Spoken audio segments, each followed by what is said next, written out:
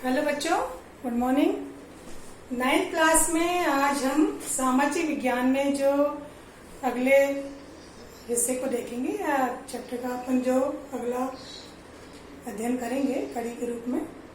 तो लोकतंत्र जो आपका चैप्टर है उसमें लोकतंत्र क्या, क्यों, कैसे, उसमें लोकतंत्र के पक्ष में और विपक्ष में ये तर्क जो है हम इसमें देखेंगे। अब सभी बच्चे लोकतंत्र शब्द से बहुत बार परिचित हो चुके हैं, छोटी क्लास से आपने इसके बारे में पढ़ा है और पिछले कड़ी में भी अपन ने जो लोकतंत्र के बारे में उसके अर्थ, उसकी परिभाषा देखी थी, तो उससे लोकतंत्र का अर्थ बहुत तरह से आपको स्पष्ट कर दिया गया था। अब लोकतंत्र जो है, अब कई इसके समर्थक हैं इस शासन व्यवस्था के और कई इसके विपक्ष में भी कुछ अपनी राय रखते हैं। तो दोनों पक्ष और विपक्ष की राय क्या है लोकतंत्र को लेकर के, उसको हम देखेंगे। तो सबसे पहले अपन देखते हैं लोकतंत्र के पक्ष में तर्क जो दिए गए हैं वो क्या कहते हैं। तो लोकतंत्र के पक्ष में जो तर्क हैं, उस तर्क में पहली जो इसकी विशेषता अगर हम कहें, एक तरह से हम इसके गुणों की बात करेंगे, क्योंकि यहाँ पे लोकतंत्र के जो है व्यवस्था की यहाँ पे प्रशंसा की जा रही है, क्योंकि पक्ष में बात की जा रही है कि ये जो शासन व्यवस्था है ये अन्य व्यवस्थाओं से बेहतर है। हम सभी बच्चे एक लोकतांत्रिक देश में रह रहे हैं, तो हम इसका अनुभव भी कर चुके हैं कि लोकतंत्र जो है यहाँ पे हमको नागरिकों के रूप में जो एक स्वतंत्रता मिली है, आज़ादी मिली है, नागरिकों को यहाँ पर रहने के लिए जो विशेष अधिकार मिलते हैं वो अन्य शासन व्यवस्था में नहीं है।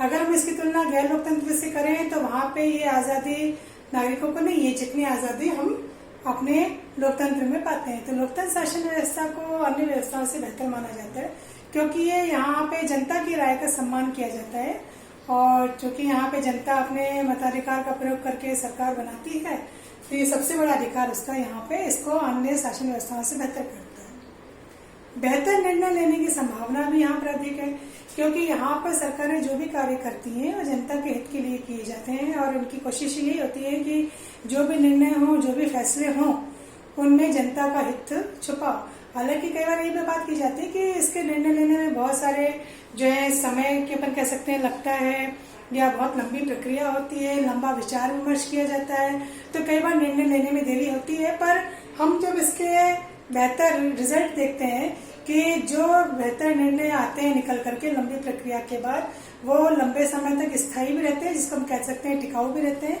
और उसके बेहतर परिणाम नजर आते हैं जो हमको जनता को मिलते हैं, क्योंकि यहाँ पे निर्णय जनता के हित में ही लिए जाते हैं। ऐसा कोई निर्णय लेने का प्रयास नहीं होता है कि जनता का हित छुपा हो उसमें। फिर मतभेदों, टकरावों को यहाँ पे संभालना, क्योंकि अब देश में इतनी बड़ी जनसंख्या है और जहाँ पे इतने भाषाई समूह हैं, धार्मिक समूह हैं, विभिन्न संगठन हैं, तो उन सब में आपसी रूप से कई बार टकराव की स्थितियाँ आ जाती है, मतभेद भी हो जाते हैं। तो सरकारों को यहाँ पे इनको संभालना आता है। इसके लिए वो लंबी वार्ता के द्वारा, या हम कह सकते हैं उनसे चर्चा करके के और सौहार्दपूर्ण वातावरण में कोशिश की जाती है कि सार्वजनिक हित का ध्यान में रखते हुए और इन टकरावों को संभालने का प्रयास किया जाए। तो ये इसके एक पक्ष में तर्क आता है। फिर लोकतंत्र में नागरिकों की आज़ादी, गरिमा का ध्यान रखा जाता है, क्योंकि बहुत सारे वर्ग ऐसे थे जो बहुत शोषित रूप में जीवन बिता रहे थे। तो सरकारें क्या कर रही है कि उन नागरिकों की आज़ादी, उनकी गरिमा को बनाए रखने के लिए उनको समाज की मुख्य धारा से जोड़ने के लिए प्रयास करती रही हैं। और अगर अपन ऐसे कुछ वर्गों की बात भी करते हैं तो इस वर्ग में जैसे महिलाएं, उनकी आज़ादी, उनको संविधान से बहुत सारे नए नए जो हैं अधिकार दिए गए हैं, उन अधिकारों का ज्ञान कराया जा रहा है, उनके लिए कौन से अधिकार बने गए। या कुछ वर्ग ऐसे थे जो शोषित वर्ग में आ रहे थे, उनके कल्याण के लिए सरकारें कार्य कर रही हैं, तो उनको आज़ादी, स्वतंत्रता देना, और स्वतंत्रता है तो लोकतंत्र है, क्योंकि लोकतंत्र में स्वतंत्रता मिलती है। और समस्याओं के समाधान की गुंजाइश, समस्याएं कोई भी हैं तो गैर लोकतंत्र जो है वहां पर कई बार इनकी तरफ ध्यान ही नहीं दिया जाता है।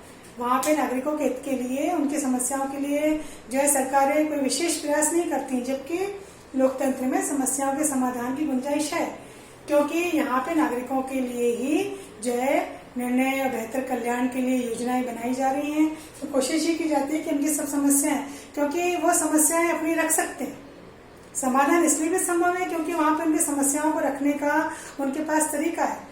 वो अपनी मांगों को, चाहे अपन कह सकते हैं समूह बना करके, जिसको अपन कहते हैं दबाव समूह बना करके, या आंदोलन के जरिए, संघर्ष के जरिए वो अपने जो है रैलियां निकाल करके या किसी और तरीके से सरकार के समक्ष जो अपनी इस समस्याओं को लाते हैं, तो सरकारें उन पर ध्यान देती हैं और देर सवेर जो है उनका समाधान भी निकालने का प्रयास किया जाता है। और इसमें सार्वजनिक हित को देखा जाता है कि किसी ऐसा ना हो कि किसी एक वर्ग विशेष का ही कल्याण हो, तो कोशिश की जाती है कि लोक कल्याण की भावना से कार्य किया जाए। और अगर किसी वर्ग विशेष की भी कोई समस्या है तो उसको भी समझाने के लिए, उसके भी समाधान के लिए यहाँ पर प्रयास किए जाते हैं। प्रगति के बेहतर अवसर। अपने देश में कोई भी ऐसा भेदभाव नहीं है कि कोई गरीब है अमीर है तो उसको आगे बढ़ने के अवसर ना दिए जाएं। यहाँ पे शिक्षित हो अशिक्षित हो, अमीर हो गरीब हो, स्त्री हो पुरुष हो, किसी प्रकार का कोई भेदभाव नहीं है, सबको आगे बढ़ने के अवसर हैं। महिलाओं के लिए भी अपन देखते हैं कि कितने प्रकार के संविधान में नए नए एक्ट आ गए हैं, उनको आगे बढ़ाने के लिए चाहे शिक्षा के क्षेत्र में चाहे अन्य क्षेत्र में बेहतर अवसर जो है वो दिए जाते हैं। तो कोई व्यक्ति जो होता है वो अपने आगे बढ़ने के लिए यहाँ पर प्रयास कर सकता है, उसके ऊपर कोई विशेष कोई ऐसे नियंत्रण या कोई दबाव नहीं होता है कि वो अपने आगे बढ़ने के अवसर खो दे। नागरिकों का सर्वांगीण विकास। कोशिश तो यही होती है सरकार की कि नागरिकों का चौतरफा विकास किया जाए, सर्वांगीण विकास किया जाए। इसलिए सरकार नई नई योजनाएं बनाती है उनको आगे बढ़ाने के लिए, उनके कल्याण के लिए, बेहतर शिक्षा, निःशुल्क शिक्षा या उनके आवास के लिए कई योजनाएं जिसमें उनको जो है कम उसमें उनको बेहतर आवास की सुविधाएं उपलब्ध कराई जाए, भोजन की, अनाज की सुविधाएं, ऐसे बहुत सारी चीजें जो हैं यहाँ पे। और नागरिकों का सर्वांगीण विकास हो, क्योंकि जिस देश के नागरिकों का विकास होगा तो देश का अपने आप ही विकास आगे होगा, वो विकास के क्षेत्र में आगे बढ़ता जाएगा। इसके अलावा और भी बहुत सारी खूबियां हैं जो हम लोकतंत्र में पहले भी पढ़ चुके हैं कि लोकतंत्र में किस तरह से बेहतर निर्णय, बेहतर आगे बढ़ने के अवसर जो है वो दिए जाते हैं। और कोशिश की जाती है कि किसी प्रकार से कोई भेदभाव की स्थितियां वहां पर नहीं हो, न धर्म के नाम पे, न जाति जन्म के आधार पर, धन के आधार पर, लिंग के आधार पर सबको विशेष अधिकार जो है अगर कोई मिल रहे तो ना हो, सबको एक समान माना जाए, सब समता की भावना, समानता की भावना हो। तो कुछ लोगों ने जो इसके पक्ष में तर्क दिए। तो वहीं कहीं कुछ लोगों की राय है कि लोकतंत्र में कुछ चीजें ऐसी हैं जो उन्हें जो लगता है कि लोकतंत्र यहाँ पर जो है कुछ दोष के रूप में है, तो वो विपक्ष के रूप में हम कह सकते हैं कि ये इनके तर्क हैं। तो क्या तर्क हैं?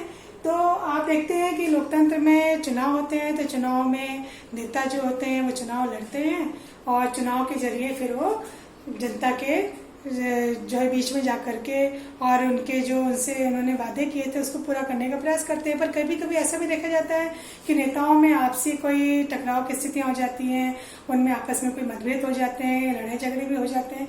तो इसका असर कई बार राजनीति में दिखता है, कई बार सरकारों में या कई बार दलों के बीच में अस्थिरता की स्थितियां बन जाती हैं। तो राजनीतिक अस्थिरता जो लोकतंत्र के विपक्ष में तर्क देते हैं वो कहते हैं कि यहाँ पे राजनीतिक अस्थिरता पाई जाती है, नेताओं में आपस में सामंजस्य नहीं बैठ जाता, आरोप प्रत्यारोप का दौर चलता रहता है, वो एक दूसरे के जो है कमियों को निकालने का प्रयास करते हैं, आलोचना करते हैं। तो ऐसे में जो है सरकारों को थोड़ी सी स्थिरता प्राप्त नहीं हो पाती है। तो ये इसका एक जो है अभाव पाया जाता है, इसका जो है अस्थिरता पाई आ जाती है। फिर राजनीतिक नैतिकता का अभाव। अब वही बात है कि अपने जो है स्थिति को बनाए रखने के लिए कई बार राजनीतिक दल में जो कई बार अनैतिक कार्य भी कर दिए जाते हैं या कोई अनैतिक तत्व का इस्तेमाल भी कर लिया जाता है या तरीकों का इस्तेमाल कर लिया जाता है। तो ये नैतिकता का अभाव कई बार आ जाता है। कई बार वो अपशब्दों का इस्तेमाल भी कर देते हैं, एक दूसरे के ऊपर आरोप लगाते हैं। तो कई बार मर्यादित जो है भावना वो भी नहीं हो पाती, अमर्यादित भावना हो जाती है। तो ऐसे में नैतिकता का जो है वहां पे अभाव भी दिखाई देता है। फिर ये कहते हैं कि निर्णय या फैसले लेने में देरी होती है, जो हमने अभी यहाँ पर देखा था कि निर्णय फैसले सबके हक में लिए जाते हैं। तो ये इसका इन्होंने दोष बता दिया कि निर्णय फैसले में देरी होती है, क्योंकि इतने लंबा समय लगता है, तब तक जो है भ्रष्टाचार को भी बढ़ावा मिल जाता है इस दौरान। पर ठीक है, इसमें विपक्ष में कहा गया है, पर निर्णय और फैसले में देरी जो होती है कई बार उसके रिजल्ट अच्छे भी आते हैं, क्योंकि वो टिकाऊ होते हैं, लंबे समय तक स्थायी भी रहते हैं। फिर राजनीतिक स्वार्थ सिद्धि कि जो राजनीतिक दल होते हैं, राजनीतिक नेता होते हैं, कई बार क्या होता है कि अपने दल के प्रति भक्ति वो दिखाते हैं, ना कि उन्होंने जो जनता से वादे किए थे उसको पूरा करने के लिए वो तत्पर हो।